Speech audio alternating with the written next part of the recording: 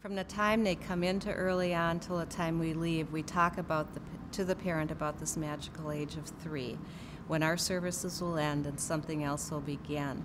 As we move closer to age 3, usually around 2 to 2 years, 3 months, we start talking to the parent about what their vision is for when their child is 3. The transition planning process should include any professionals, any people who are working with the child at that point, including the parents, including any service providers who might be caring for that child, and should include school officials, should include people who are getting ready to provide services to that child in special education or getting ready to evaluate the child for special education eligibility. We put this all down on paper, and it is part of the IFSP, and it's called the transition plan. The plan itself is where the results of the process are documented.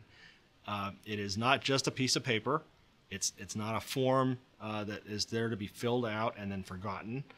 It reflects a team collaboration on behalf of a child to identify specifics about what kinds of services are going to be provided, to identify where those services are going to be provided, and to say that when a child turns 3, here's what's going to happen. Maddie's teacher spoke with us about beginning the transition into preschool much sooner than I felt like I was ready. Nancy assured me that it was important to talk about it so that we could have time to discuss all of the options and decide what would be the best for Maddie. When you're making the transition from early on to special education, from Part C to Part B, one of the things you have to be careful about is to understand that the services you're going to get are going to look different. You're not going to be getting family supports the same way that you got under Part C. Part B is an educational program. It is a school program. I would say that my main advice for families that are transitioning out of Part C and going into Part B would be that the location of the services are going to change, but your involvement as a parent is not going to change. It's still going to be really crucial that families are involved in every aspect of the care. They'll be a part of the IEP. There'll be a team meeting where they will have their input. They'll be in charge of goals and really have a strong voice. So even though the service provider isn't there in their environment where they're seeing them all the time, it's still really important for parents to know that they're still a crucial member of the team. You should have an exchange between the teacher in the current setting and the teacher in the anticipated setting, so that those teachers have a chance to share what they've learned about the child and what teaching techniques may work well, what may be triggers for inappropriate behavior, how do you interact with this child? And I think part of the transition from my end is helping that family move from a home-based situation to a school-based situation. So, kind of talking about how those are going to be different, how they're going to be the same, what kind of supports the families will receive and in what way, so that when they come in, there aren't any surprises. They feel pretty comfortable easing into the classroom setting.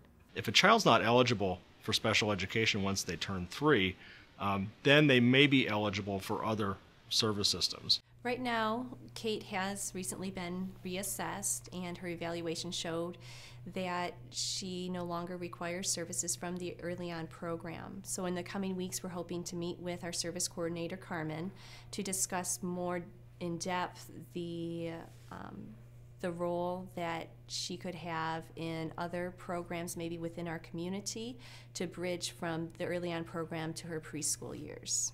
We have moved on from the Early On program to preschool, and the coordinator helped us with that. During the evaluation, we kind of took a look at, with all the therapists, where she stood, what she could handle, what her strengths were, and what would be a good path for her to take. And the coordinator gave us some options of what was out there and what was available to us. And of course, I was already out there looking at different preschools and different options for her. But they were very helpful in directing us based on her needs. They weren't going to send us to a classroom that wasn't going to challenge her, and they weren't going to send us to a classroom that was going to swallow her up either. So we were able to all work together and kind of determine what would be the best environment for her so she could continue to grow and learn. I think families feel very welcome in that environment, which is very important, and they feel like they know what their role should be and how they can make a positive contribution to the classroom and the school. And on the other hand, which is just as important, I think teachers feel empowered because they now understand what are the needs of this child. They feel that they have the ability to address those needs, that they understand what would be the best way to do that, and they're prepared to welcome the child into that classroom. I think the rest of our students are learning that regardless of the fact that some people have disabilities, they have the same educational rights as everybody else. So special education is a service, it's not a place. You do not have to agree to accept a special education classroom. That services can be provided, depending on what your child needs, can be provided in a general education setting.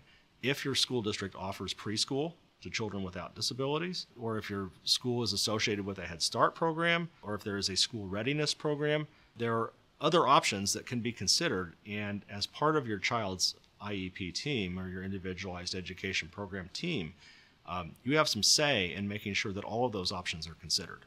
I think the benefits of inclusion are all-encompassing for all the kids.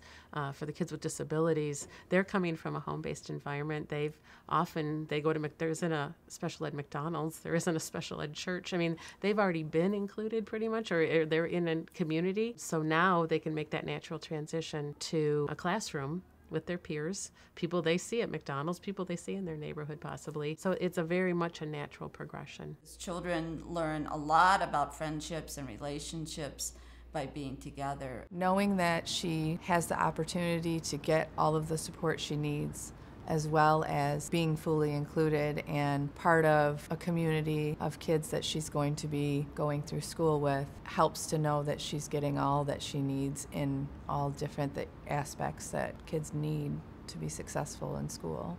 Well, the research says that the children who receive services in those settings actually are more prepared to go into regular schools. So if they're in a integrated preschool setting and then they go into kindergarten, they're ready to learn.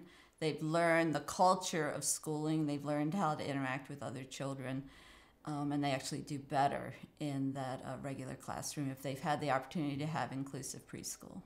Early on was instrumental, I think, in helping us move. Megan is our older daughter, and she is now in kindergarten. She's in an inclusive environment in kindergarten, and all the steps that we laid in place for her, I think, up to that point, definitely made her ready to be in that inclusive environment. She loves to go to school. She rides the bus with the neighborhood kids. I mean, she's doing everything those other kindergartners are doing, and she loves school. And I think had we missed out on the opportunity to get all of those early services, she wouldn't be where she is today.